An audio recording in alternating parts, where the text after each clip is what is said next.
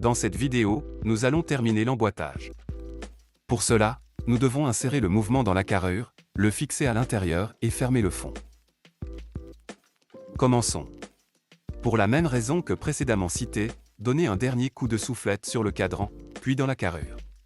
Et placez-la rapidement sur le mouvement. Maintenant, retournez l'ensemble comme ceci.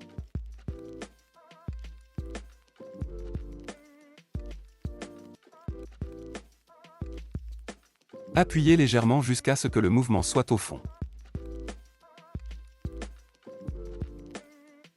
Vous pouvez maintenant remettre la tige, comme expliqué dans la vidéo Delta 5. Assurez-vous qu'elle soit correctement verrouillée en testant les différentes positions de la couronne. Fixons maintenant le mouvement à la carrure. Pour ce faire, vous disposez d'une paire de brides et de leurs vis. Ces brides se glissent dans ces deux encoches sur le côté de la carrure. Pour les faire passer, vous devrez exercer une pression sur le cercle d'emboîtage. Nous vous recommandons d'appuyer sur cette partie. Prenez maintenant l'une de vos brides et insérez-la comme ceci. Une fois alignée avec le trou, placez la vis.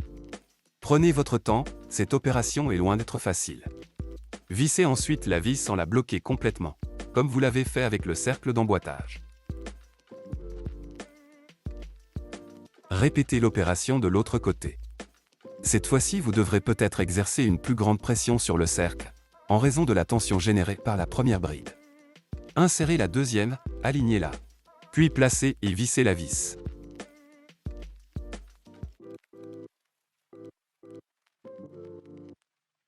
Veillez à ce que les deux brides soient perpendiculaires aux encoches.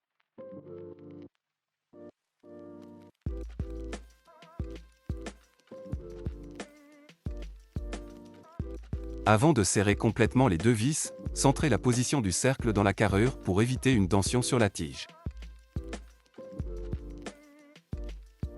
Nous pouvons maintenant réassembler la masse oscillante. Placez-la sur le petit tube. Déposez ensuite la vis. Il faut la serrer progressivement tout en faisant tourner la masse. Vous devez voir ces deux petits trous d'inversion s'engrener lorsque vous la déplacez avec votre doigt. Une fois que c'est confirmé, serrez la vis à fond. Testez maintenant le remontage du barillet, ces mécanismes sont connectés. Vous pouvez maintenant fermer le fond. Encore une fois, donnez un léger coup de soufflette pour éviter un démontage. Vissez le fond avec les doigts. Et terminez avec l'outil pour fond.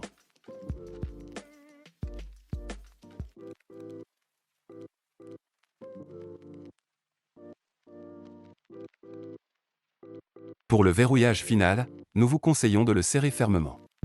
Cela augmentera l'étanchéité de la montre. Cependant, celle-ci ne peut être garantie sans un dispositif de contrôle spécifique.